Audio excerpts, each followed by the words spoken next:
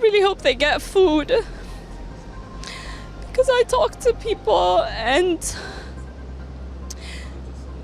it's so difficult to ask them, did you get food yet? And, they stopped answering because they're not getting any food.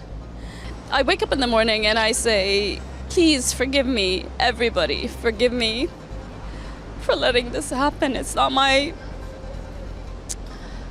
How can we possibly let this happen? Hey, it's Jordan with Status Coup. This is Ashley with Status Coup. On the ground. In Philadelphia. Flint, Michigan. East Palestine, Ohio. Please support the leading independent news outlet on the ground. Covering what the corporate media covers up. So this is Ashley with Status Coup. We are in front of the UN General Secretary's home, Antonio Guterres. Why are we out here today? Why are we in front of the UN General Secretary's house protesting for Palestine? So basically the UN Secretary General is in charge of the UN. The UN is in charge of making sure aid is delivered to every single individual going through conflict, among many other things. But that's the utmost, like the minimum, very, very basic minimum. We are in a case today where these people have been starved. People in Gaza have been starved for over 22 months with unmonitored UN aid. And actually, the Israeli forces were targeting aid at different places when they tried to get it in. But that should not stop the UN from getting aid in, because that is international law and that is part of their mandate. So you're talking about 2 million people being intentionally starved to death, and we are all watching it. And the UN Secretary General right here is supposed to be the person that makes sure this doesn't happen, and he's not doing it. He's barely even mentioning Gaza nowadays. I mean, in the past couple of days, because we started coming here, he started talking about Gaza more. But aside from that, I think there was a proper 2-week gap where he did not even mention Gaza, as if nothing is happening. I think today or yesterday, over 40 Democrats, Chuck Schumer is one of them. I'm forgetting who else signed on to this, but some of the most powerful Democrats that we have in this country, some of the most powerful politicians and people on the face of this planet, they wrote a letter. They wrote a letter pushing Trump to do something else about Gaza. And one of the AP articles that I read about this earlier had said, the Democrats did this, though they don't have any power.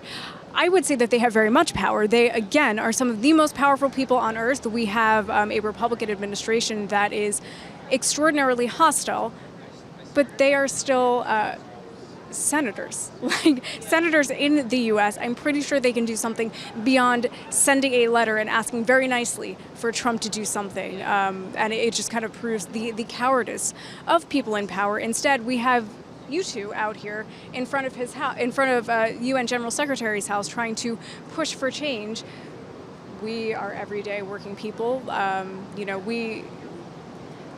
was going to say we don't have power, but as I was about to say that, I remembered we do. We do have power. The power of numbers, the power of the people, the power of our morals, the power of our ethics. And to be heard. And the power to be heard.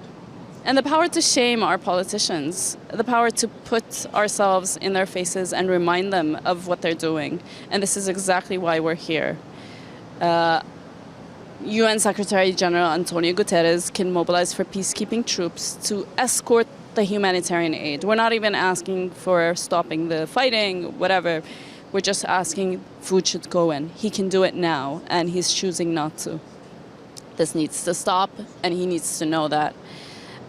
We decided to come out here today at that time because there's a conference at the UN. It ends at 6 o'clock, and we actually wanted to try to catch him as he was coming home because we tried last week to hand deliver a letter to him, and unfortunately he wouldn't come out and he wouldn't meet us. So we are trying other ways to make sure that he sees us, and we get a face interaction with him. Support this critically important on-the-ground reporting as a Status Coup member and get great perks. Become a member right here. He needs to know that he's not doing his job. He's not doing his job. He's also not doing his moral and ethical duty as a human. And he is letting 2 million people starve. And we need to keep at it, no matter how hot it is, no matter how tired we are. And we are going on every day trying to ask for basic humanity. But it's the people in Gaza are holding on to a thread. So it is also our moral and ethical duty to do whatever we can to try to push. And this is, again, why we're here, and we continue to come out, whether it's one person or 100 people or 1,000 people, we have to continue to deliver the message. At least, if nothing else, for the sake of the people in Gaza, knowing that we tried and we did everything we can possibly do to stop this. And I really hope we do. I really hope they get food. Because I talk to people and it's so difficult to ask them, did you get food yet? And, they stopped answering because they're not getting any food.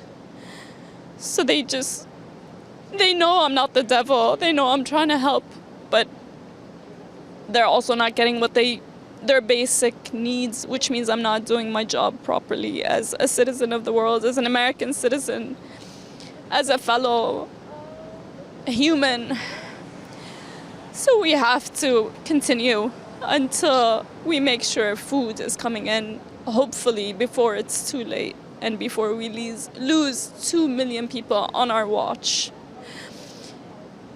And I'll just add that I love kids more than anything in the world. If I'm super angry or whatever feeling I have when I see a kid, I become the most peaceful, loving person. I even can't believe it myself sometimes. And I keep wondering, how am I gonna bring kids into this ugly world where we let people starve? 2 million people, we let them starve. I see kids in the streets, and all I can think of is they are so blessed that they have parents that are able to secure their basic needs because they're born into the right politics or the right identity or the right race or the right ethnicity. While not too far across the world, there are more than 1 million child. Their parents are in agony because they're unable to save their own children. And there's nothing on earth more painful for a parent than that. Absolutely. I will just add, I was talking to, one of our sources in Gaza over the last couple of days, and, I was trying to provide a little comfort, and I said, there are people out there who are trying, and I hope that you know that. And he said, well, they have failed. And we did. And the world has failed Palestine and Gaza, and I don't know, I took a break after that. I don't know what to say when we're talking to someone who is, we're here. We are here in the U.S. Everyone who's protesting, we are here in the U.S. And watching the videos and photos that have been coming out of Palestine for the last almost 2 years now has been not good for anyone's mental health. Horrific, kind of traumatizing, and we are just viewing from afar. We are viewing from a screen, and there are so many people who have turned out over the last 2 years because of what they're seeing on screens.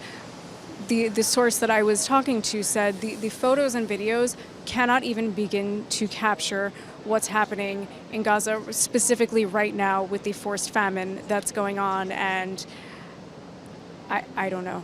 I don't know. If we are all feeling this way here. Yeah. I wake up in the morning and I don't know how to best describe it. I wake up in the morning and I say, oh, please forgive me, everybody. Forgive me for letting this happen. It's not my... How can we possibly let this happen? And I'm one of those people that's hold too much. I feel responsible. I am Palestinian American. I have access. And I wasn't able to use that access to stop this. So I feel a certain privilege, which in turn makes me feel very responsible, very responsible. But I think just to touch on your point of what people in Gaza are saying, I mean, they know at least they know we're trying, but I think they're absolutely right. We failed them. We failed them. And the images, the crimes and the images are beyond horrific. Like I see images and speaking about trauma, I mean, there was a time where I started getting nightmares myself. I would walk in the streets and I see a bag on the street, and I would think it's a body because I've been watching all these images. So this is me miles and miles away, half across the world. Imagine those kids that are seeing this all the time, all around them. But yeah, the Palestinians in Gaza did their job. They did, well, job is the wrong word, but did their role. The medics continued, the reporters continued around the clock, 24/7, no matter how exhausted, no matter how hungry now. I am getting reports about medics passing out, actually, because they haven't eaten, because they're feeding their patients, and they're working around the clock. They did their job in doing everything they can to survive. We didn't do our job properly.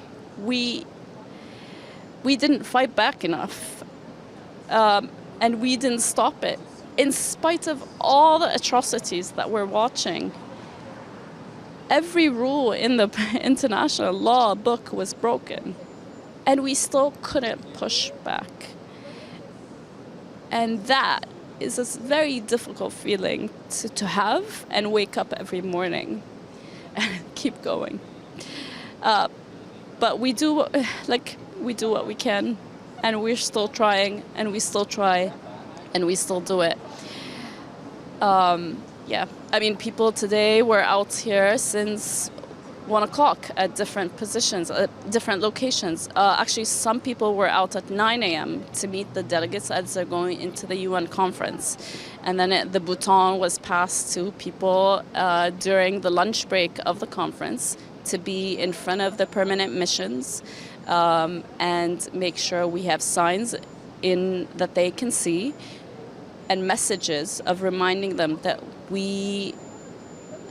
if we want to uphold international law, peacekeeping troops have to be sent. And it is also part of the responsibility of every single country that is able to. And that's a lot of European countries. Ireland is one of the countries that continually sends peacekeeping troops. They have troops in Lebanon, actually, at the moment. We finished from the permanent missions of mostly European countries, but other. And then we moved, some of us moved to the Israeli consulate. Some of us moved to the UN. The bigger crowd was at the UN because I think today the UN collapsed and hasn't met any of their mandates towards Gaza. and then they also the conference is happening at the UN, so a lot of the key decision makers are at the UN. So it was important to be in their face, in all of their faces. So it was the biggest crowd was over there, strategically so. And then we finished from there, moved up to UN Secretary General's house to catch him as he was coming home and make sure that he also is getting the same message and getting it strongly. And this was a 16-hour day, and we are trying the best we can. Some of us are doing calls, some of us, and when I say calls, they're doing calls within the UN, they're doing calls to our senators and to our Congress people. Others are writing letters here and there. There are lots of people taking on social media and making sure that our efforts are covered, but also on what's happening in Gaza is also covered. So there's a lot of work, but unfortunately, the I don't know how to phrase it, but the world is adamant about sacrificing Gaza, and it's as big as our numbers as people. It's the people in power that are mostly on the other side.